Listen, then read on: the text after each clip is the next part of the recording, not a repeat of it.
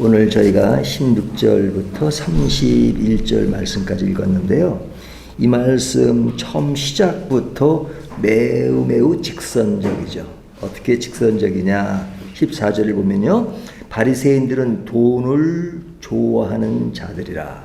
바로 시작부터 바리새인은 돈을 좋아한다. 이렇게 시작합니다. 이 바리새인들이 어떤 사람들입니까? 율법을 준수하고 누구보다도 경건을 추구하는 사람들이죠. 그래서 돈과는 거리가 멀 것 같은데 그들은 돈을 좋아한다. 이렇게 시작을 합니다. 우리가 이 앞에 본문을 보면 예수님이 뭐라고 말씀하셨어요? 하나님이 계시고 재물이 있는데 이 둘을 주인으로 섬길 수 없다.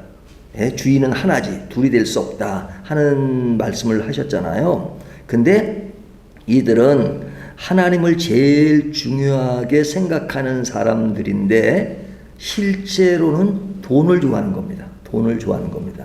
그러니까 이들은 돈을 좋아하는 입장에서 이 전에 예수님이 두 주인을 섬길 수 없다라는 말은 실제적으로 그들에게는 비웃음의 대상이 될 수가 있죠. 그래서 여기 보면 14절 다시 보면요.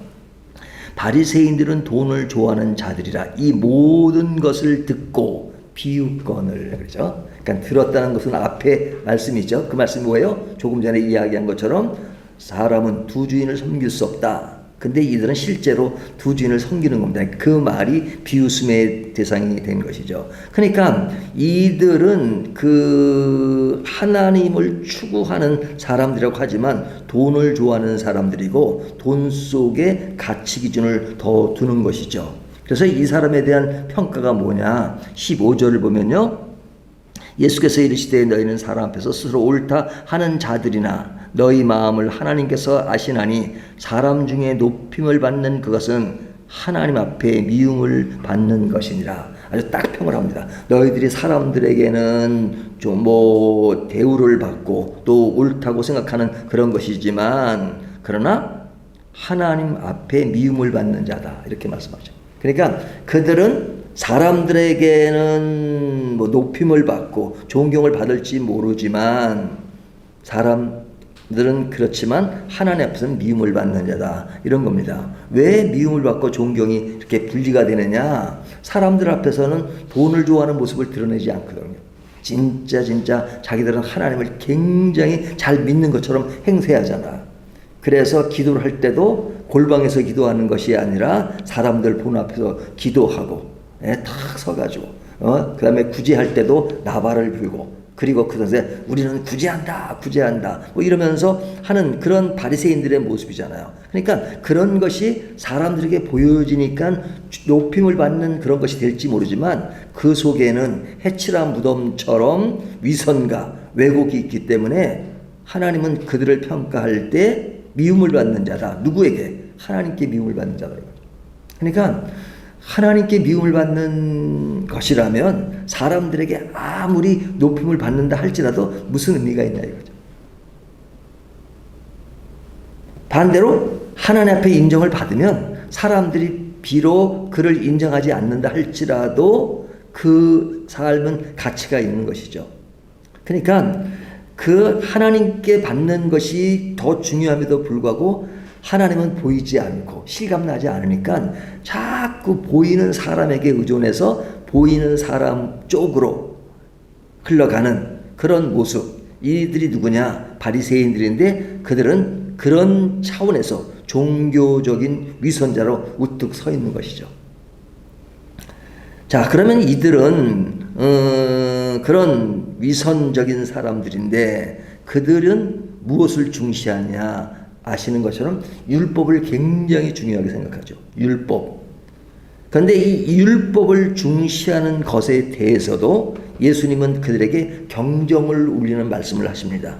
그것이 뭐냐면 율법에 대한 말씀을 16절, 17절, 18절에 하시는데요. 거기 내용을 보면 16절 율법과 선지자는 요한의 때까지요. 그 후부터는 하나님 나라의 복음이 전파되어 사람마다 그리로 침입하느니라. 여기 굉장히 중요한 교리를 말씀하고 있는데요. 율법과 선지자는 어느 때까지예요? 요한의 때까지. 요한의 때까지. 그 요한은 누구예요? 뭐 제자 요한이 아니라 세례 요한이죠. 세례 요한 때까지다 이거죠. 그러니까 율법의 기능이 언제까지 유효한가? 세례 요한까지다 이거죠. 그러니까 세례 요한까지 율법이 달려왔다는 거죠. 그래, 율법이 왜 이런 말을 하느냐? 율법이 하는 그 기능의 가장 큰 핵심은 그리스도를 소개하는 겁니다. 그리스도를 소개하는 겁니다. 그래서 뭐 이 율법에 관한 얘기 나올 때마다 말씀드리지만 율법의 기능의 세 가지가 굉장히 중요한 게 뭡니까? 율법은 죄를 깨닫게 하는 겁니다. 율법은 죄를 깨닫게 해요. 근데 죄를 깨닫게 할 뿐이지 율법 자체가 우리를 구원할 수 없거든요. 그러니까 율법이 하는 일은 뭐냐? 죄를 깨닫게 함으로써 너희가 나에게 속하면 죽으니까 나에게 속하지 말고 그리스도에게 속하라. 그래야 산다. 그래서 갈라디아에서 보면 옛날 버전으로 몽학선생이라고 이야기한단 말이죠. 몽학선생. 몽학선생은 그런 옛날에는 노예와 종제도였으니, 주인과 노예제도였으니까, 이전 주인이 자기 아들은 그런 오늘날 같은 학교가 아니니까 노예 중에서 공부를 많이 한 노예를 선생으로 임명을 합니다. 그러니까 너는 내 종이지만 이제 내 아들을 잘 가르치죠. 하지만 주인 아들은 종이 아니라 이제 주인이 되는 거죠. 그러면 이 노예는 임시적으로 아들에게 선생으로 있지만 그러나 그 아들이 주인이 되면 그 노예는 다시 종의 상태로 그 가졌던 그 아들을 주인으로 섬기는 것. 그때까지 선생 역할을 하는 것을 몽학선생이라고 한단 말이죠. 그러니까 율법의 기능이 뭐냐? 그리스도가 오실 때까지. 오늘 보면은 세례 요한까지. 그때 그 기능을 합니다. 그 기능이 뭐냐? 나에게 속하면 죽으니까 그리스도에게 속하라 하는 이야기를 하는 거죠. 그리스도에게 속하라. 그것이 율법의 기능입니다. 그것까지입니다. 그리고 나서 이제 그 이후의 율법은 뭐냐? 그런 신앙으로서 최소 단위가 뭐냐? 그러니까 우리 어떤 지침의 방향, 가이드라인을 선정해 주는 것이죠. 이것이 율법의 기능입니다. 근데 이 율법의 기준은 이제 그리스도가 오심으로 이제 새로운 법에 의해서 이제 해석이 되죠. 그 새로운 법은 뭐예요? 율법이니까 그리스도의 법입니다. 그리스도의 법. 그러니까 그리스도의 법. 이것을 다른 말로 말하면 은혜라고 말하죠. 그러니까 은혜와 율법은 비교가 되는 겁니다. 그러니까 은혜 아래서 이제 율법은 다시 해석되는 겁니다. 자, 그렇다면 율법은 기능을 다했으니까 이제 끝난 것이냐? 그건 아니죠. 그럼에도 불구하고 율법은 거룩한 것이고 그리고 사라지는 것은 아니다라는 말씀을 하는 거죠. 그래서 17절을 보면 그러나 율법의 한 획이 떨어짐보다 천지가 없어짐이 쉬우리라. 그러니까 율법은 있는 것이고 거룩한 것입니다. 그 자체가 문제가 되는 건 아니에요. 거룩한 것이에요. 하지만 율법의 법에서가 아니라 이제는 더 높은 그리스도의 법에서 율법을 해석하는 것이죠. 그러니까 그리스도의 법은 뭐예요? 산상순에 보면 이러죠.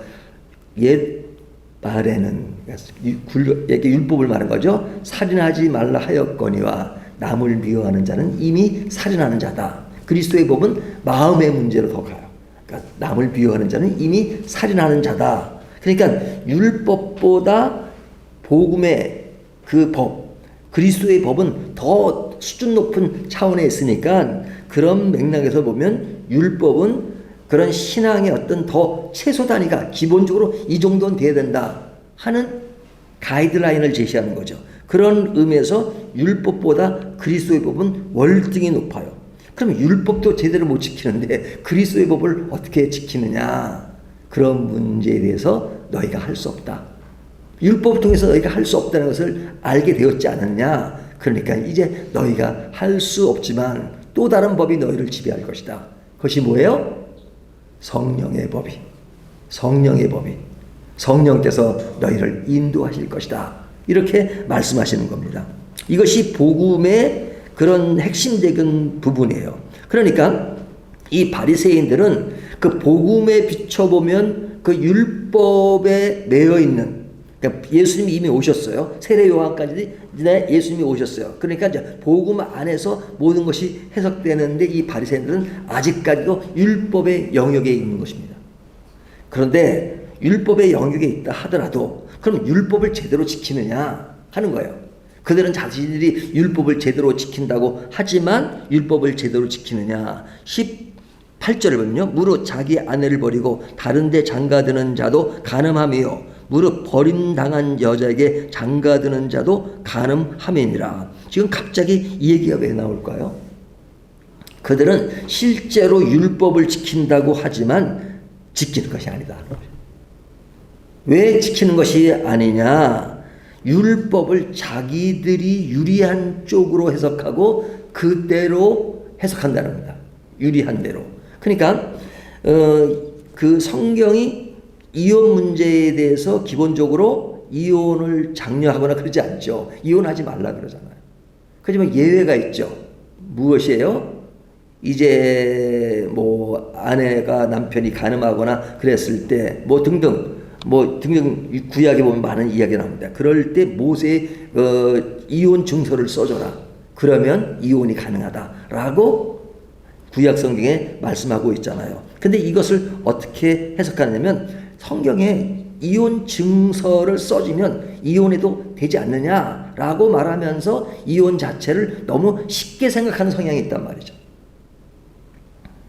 하지만 모세가 이혼 증서를 써주라고 하는 것은 사실은 바리새인들이 해석한 것과는 많이 달라요. 어떻게 다르냐? 모세가 이혼 증서를 써주라는 구약의 의미는 뭐냐면 그 당대의 남자와 여자의 인정받는 것은 완전히 달랐습니다. 여자는 사람 취급을 받지 못하던 그런 시대예요. 근데 이제 여자가 이제 남자와 결혼했습니다. 그럼 남자는 한 사람만 결혼하는 것이 아니라 뭐 아내를 두세 명 둘 그런 시대였단 말이죠. 근데 이 여자는 어떻게든지 뭐 부인이 몇 명 되든 간에 남편의 아내가 되었어요. 그러니까 아내가 되었기 때문에 그것으로 인정받는 것이 있는 그 시대였는데 그 남자가 여자를 버리면 그 여자는 완전히 찍힌 것입니다. 사회적으로. 이미 버림받은 여자가 되고 그리고 어디 가서 이렇게 행동하는 것이 굉장히 어려운 시대예요. 그러니까 그를 새롭게 자유롭게 보장할 수 있는 것이 뭐냐? 이혼 증서를 써줘라. 그러면 그 이혼 증서가 다른 남자에게 결혼할 수도 있고 그리고 좀 더 자유로운 생활을 할 수 있도록 그 여자를 배려하는 것입니다. 배려하는 차원에서 이혼 증서를 이야기하는데 바리새인들은 그것을 완전히 다르게 해석하는 거죠. 이혼이 그냥 합당하다는 쪽으로 이렇게 생각한단 말이죠. 그런 예가 한두 가지가 아니죠. 예를 들면 눈은 눈으로 이는 이로 하는 말씀 있잖아요. 그 말씀도 얼뜻 보면 보복하라는 그런 이야기 같잖아요. 하지만 모세 시대의 율법이잖아요. 그 모세 시대의 광야 생활을 할 때 어떤 일이 많았습니까? 사람들이 막 서로 이렇게 다투기도 하고 그런 일이 많잖아요. 근데 어떤 사람이 화가 나니까 뺨을 탁 때렸어요. 그러니까 이 사람이 화가 나니까 그 사람을 죽여버렸어요. 그러니까 이런 일들이 일어나니까 모세가 율법이 뭐냐면 이는 이로 눈은 눈으로 뺨을 때렸으면 뺨을 맞은 정도로 해야지 뺨을 맞았다고 죽이까지 하느냐 라는 차원에서 이는 이요 눈은 눈이에요. 그런데 이것이 왜곡되면 뭐예요? 보복해도 괜찮다라는 것으로 해석을 하죠. 누가? 바리새인들이 그렇게 해석했단 말이죠. 자기 유리한 대로. 그러니까 너희가 그러면 안 된다. 그러니까 바리새인들은 복음 안에서 보면 아직까지도 율법 안에 머물러 있고 또 율법 안에서 보면 율법을 제대로 지키느냐? 아니다. 그것도 자기 마음대로 왜곡하고 해석해서 지키는 너희들이야말로 그러니까 하나님께 미움받을 수밖에 없다. 라고 이야기하는 겁니다. 근데 이것이 이제 어떤 맥락에서 이루어지고 있는 것이에요? 앞에 보면 재물과 하나님 두 주인을 섬길 수 없다라는 맥락에서 이어지고 있잖아요. 그래서 지금 마지막으로 예를 드는 것이 부자와 거지 나사로의 이야기입니다. 그래서 이 본문은 굉장히 길죠. 19절부터 31절까지인데 여기에서 그 긴 내용이지만 이렇게 무엇을 이야기하려고 하느냐? 세상과 천국을 비교하는 겁니다. 세상의 삶과 천국의 삶. 그러니까 이거 분리해서 얘기하는 겁니다. 세상으로 이제 영화로 보면 이제 세상이 보여지고 이제 천국이 보여지는 겁니다. 카메라가 이제 세상의 이야기를 쫙 해요. 그리고 천국도 보여줘요. 근데 세상에서의 그 모습은 뭐냐? 이 부자는 그냥 부자예요. 돈이 많은 부자예요. 넉넉하고 잘 살고. 근데 이 나사로는 거지란 말이죠. 그러니까 주인이 뭐 주는 것을 먹고 뭐 거기다가 이제 제대로 먹지도 못하니까 몸에 병도 나고 개가 몸을 핥는 그런 정도의 수준의 모습을 보여줘요. 그런데 이것이 세상에서 그들의 모습이에요. 근데 이 화면이 이제 천국으로 바뀝니다. 천국으로 바뀌는데 완전히 달라진 거예요. 이 부자는 어디로 갔어요? 음부라고 하는 건 뭐예요? 지옥이죠. 오늘 쉽게 말하면 지옥으로 갔어요. 근데 이 나사로는 아브라함의 품이라고 하는 것은 뭐예요? 천국이잖아요. 그러니까 천국과 지옥을 분리해서 설명하는 겁니다. 그러니까 세상에서는 부자가 잘 살고 이 나사로는 거지였는데 천국으로 가니까 거지 나사로는 천국으로 가고 부자는 지옥으로 간 거예요. 근데 지옥에 대한 묘사를 아주 막 그냥 그 아주 힘든 그런 상황이니까 그 힘든 상황에서 이제 뭐 목이 마르고, 예? 그런데 그곳은 세상과 달리 세상은 그래도 타협의 여지가 있지만 천국과 지옥은 이건 분리될 수 없다. 이건 완전 끝이다. 서로 오갈 수 없는 그런 것이다. 라고 지금 설명하는 겁니다. 그러니까 이 부자가 그러면 나는 그렇다 하더라도 이것을 모르는 내 오형제가 있는데 그 오형제에게 나사로를 보내서 그들이 이곳에 오면 이러니까 이제 그곳에서 그런 세상적인 나와 같은 삶을 살지 말게 하소서라고 이야기하죠. 그 이야기는 풀어서 이야기하면 그들도 복음을 듣고 복음 안에서 거하고 그래서 나같이 이곳으로 오지 않게 해주십시오 라고 이야기하는 거잖아요. 근데 그것을 누굴 보내요? 나사로를 보내서. 근데 그런 마음이야 뭐 괜찮은 것 같지만 그러나 이미 때는 이미 늦은 것이죠. 때는 이미 늦은 것이죠. 그러니까 이 이야기는 비유죠. 비유로 이야기를 하는 이유는 뭐냐면 그때 일을 지금 생각하라는 거죠. 아직 이거 비우니까 여기에 바리새인들이나 이런 사람들이 뭐 지금 지옥에 간 거 아니잖아요. 지금은 여전히 카메라가 다시 이제 딱 보여줬다가 이제 세상으로 딱 보여주는 겁니다. 지금은 현재는 지금 세상에 있는 거예요. 세상에 있는데 나사로도 있고 부자도 있을 수 있죠. 비유적으로 말하면. 근데 그때의 일을 지금 생각하라는 거죠. 그때 일을 지금 생각하라는 거죠. 그러니까 그때 되어질 그날. 지금은 여기서는 천국이지만 지옥이 되고 어떤 사람은 지금은 지옥이지만 천국이 되고 반대가 될 수도 있는 그런 상황을 생각하면서 살아라. 그런데 그렇게 살려면 두 주인을 섬길 수는 없다. 한 주인을 섬겨야 된다. 그것은 오직 하나님만 섬겨라. 오직 예수님만 섬겨라. 이 이야기는 뭐 재물 자체를 무시하라는 건 아니죠. 주인이 되면 하나님이 주면 그 재물은 그 주인의 그 역할 속에서 우리들의 생활의 영역으로 필요한 보조수단인 것이죠. 본질이 아니라. 그러니까 그런 맥락에서 내세를 알면 오늘이 쉬어진다는 겁니다. 내세를 알면 오늘이 쉬어진다. 근데 그 내세는 영원한 것이고 이 세상은 임시적인 것이다. 그러니까 임시적인 것에 목숨을 걸면 그 임시적이에요. 살아야 길어야 100년이에요. 100년인데 100년이 그런 하나님의 영혼 속에서의 100년이라고 하는 것은 24시간으로 분할해서 계산해 보면 0.00001 뭐 0 그 0이 뭐 지구를 한 바퀴 돌아도 그것도 안 되는 거잖아요. 그런 인생의 짧은 시간을 사는 거예요. 우리가 하루살이를 생각하면 아이고 그는 어떻게 하루 이틀밖에 못 살까? 그렇지만 그는 그 기간도 길게 느껴질지도 모르죠. 그러니까 그런 맥락에서 보면 우리의 100년이라는 것은 지극히 짧은 것입니다. 세상에서 아무리 누린다고 해도 짧은 그 시간이에요. 하지만 그 시간이 끝나면 영원한 시간, 그 영원한 시간, 그 영혼을 위해서 지금 내가 세상에서 임시로 사는 것은 고통스럽고 괴로움이 있다 할지라도 그러나 그 영원한 그날을 위해서 하나님을 바라보고 하나님을 믿으며 살 수 있는 것이라면 그 영원한 것을 위한 오늘의 삶이 어때야 되는 것을 알게 될 텐데 반대로 지금 세상에서 사는 것이 영원한 것이고 그 나라는 뭐 있지도 않다고 생각한다면 오늘의 삶이 얼마나 비참하게 되겠느냐. 오늘 이 생 살 때는 부자처럼 그냥 제대로 사는 것 같지만 그러나 그 시간이 다 지나면 되어지는 그 모습을 우리들에게 교훈하고 있습니다. 그렇다면 우리는 잠시의 목숨을 걸 것인가 아니면 영혼의 목숨을 걸 것인가 하는 것들을 다시 생각하게 하잖아요. 믿음이라는 것은 다른 게 아닙니다. 영혼을 생각하는 겁니다. 그래서 우리가 이 찬송을 부를 때마다 제가 늘 느끼는 것인데요. 이 찬송은 요 근래에 쓰여진 찬송이 별로 없잖아요. 다 옛날에 지어진 찬송이 많잖아요. 그러니까 멜로디도 그렇고 가사도 보면 그 가사 대부분에 보면 죽은 후에 천국에 대한 이야기를 거의 다 해요. 저 천국에 올라가 뭐 이런 내가 숨질 때라도 뭘 하면서 뭐 그 천국에 대한 그런 염원이 많았어요. 하지만 요즘은 그런 오늘날 내 마음의 천국을 너무 강조하다 보니까 그런 영원한 내세에 관한 이야기는 많이 멀어진 경우 있죠. 그러나 시대의 흐름에 따라서 강조점이 좀 달라질 수 있다 할지라도 그렇다고 영원한 천국이 없는 것이 아니죠.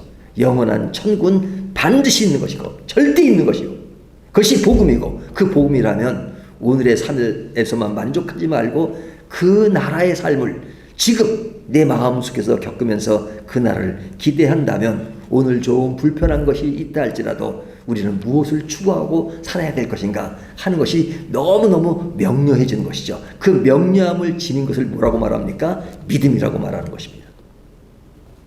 그래서 믿음으로 구원을 얻는 것입니다. 믿음으로 그리스도인의 아름다움을 살아가는 것입니다. 복음은 영원한 것을 알리는 것입니다. 부자와 나사로의 비유 속에 그것을 알리고 그렇기 때문에 우리는 한 주인 하나님을 믿으면서 영혼을 추구하며 살아가는 사람들이다. 그래서 오늘을 천국으로 사는 것입니다. 오늘 이 말씀을 가지고 영혼과 잠시 사이에서 우리는 어디에 관심을 가지고 사는가 하는 것을 다시 한번 점검하는 저와 여러분이 되시기를 주님의 이름으로 축원합니다.